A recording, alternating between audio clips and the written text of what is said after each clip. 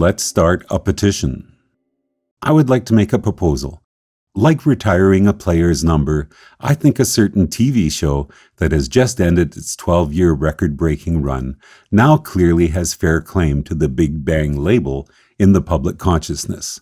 So, to avoid confusion, from here on in, I suggest we use a new name for the event that locked in our particular universe at its beginning in spacetime. Some physicists have said that the initial impetus that creates our universe is like a giant cosmic bell being struck. So to avoid possible confusion, from now on, let's call it the Big Bong theory instead. Imagine, if you will, the vortices set in motion at the Big Bong that become the tiny engines of creation down at the Planck length, driving John Wheeler's self-excited circuit. We start with a point, bong. This excitation out of symmetry is the starting point for our universe, and we are still bathing in the hums and resonances that were set up by the opposing patterns which happen to select our universe from out of the landscape multiverse. Eastern mystics call this engine the prana, the universal force that drives not just life, but the entire universe from its beginning to its end. Clang! That big beautiful bell strike locks in certain values, restricting our choices from out of the timeless everything that is both before and after our universe. We only need 6 constants to define our particular version of reality, according to Sir Martin Rees in his book, Just 6 Numbers. Put these numbers within a 6-dimensional matrix, and the point we start from is someplace within that 6D information space. The Big Bang and consciousness. Here's the million-dollar question. How do we get from the ringing of that Big Bang bell, the creation of the universe, to consciousness as something that is happening within that universe? Pablo Badassi has a logarithmic radial photo of the universe, which shows the beginning of the universe as the outer ring, and now as the point right at the center. You, of course, are the point. How can we have a conversation about the universe without accepting that what we're really talking about is our human perception of the universe? We have a unique viewpoint, anchored at the 3rd dimension, that affects how we perceive the reality around us. At any instant, we are seeing cross-sections of patterns within the extra dimensions, some stretching all the way back to the Big Bong.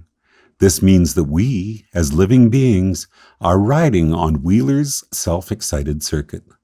That circuit moves our universe from one kind of symmetry to another, starting from our universe's lowest entropy state and creating what we experience as the arrow of time by continually heading towards higher entropy. That one is you and the universe. That's all there is. We are all part of that one thing. In the vacuum energy, seething away even in deepest empty space, we see the beauty of chaos theory at the quantum frame rate.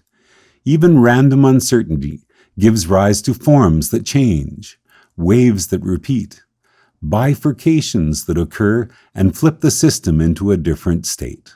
Read James Gleick's Chaos, Making a New Science, if you'd like to know more about how those processes happen. Breaking Bad creator Vince Gilligan had Walter White call himself Heisenberg, a tribute to the theoretical physicist Werner Heisenberg, one of the key pioneers of quantum mechanics. In 1927, Heisenberg developed his famous uncertainty principle, and Walter White's actions certainly did seem hard to predict. But Walter's implied powers could become more godlike when we realize it is the chaos of this unpredictability that is creating the patterns that become our reality. The universe is a self-excited circuit, and that self-excited circuit is being driven by Heisenberg's uncertainty principle down at the Planck length. You are in the universe, so you are a subset of the universe that is observing itself right now. You are aware that you're here. Surely that's a simple definition of consciousness. So that would mean consciousness is driven by processes discovered by that devious Heisenberg. How about that? You are the number one, balancing on a quantum wave, and we are all part of that same wave. We are each the universe being aware of itself.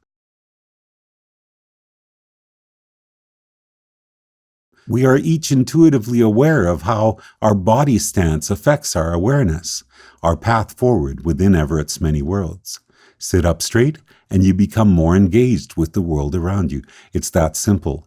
In my blog, I wrote about a scientific study which indicates that people who fold their arms when presented with a problem will, without even being aware of it, increase their perseverance and activate their unconscious desires to succeed. Amazingly, placebo effects are becoming more of a compromising factor in drug trials. Is the general public starting to become more attuned to their hidden power? Change your way of viewing the world and epigenetic effects kick in, triggering different DNA signals. Follow the flow of energy within yourself and find the positive polarity. Be like the closing scene of Darren Aronofsky's subversively mind-expanding Pi. We should all take a moment to gaze up at the trees and fall in love with the beauty and the mathematical wonder of our place within the ultimate ensemble.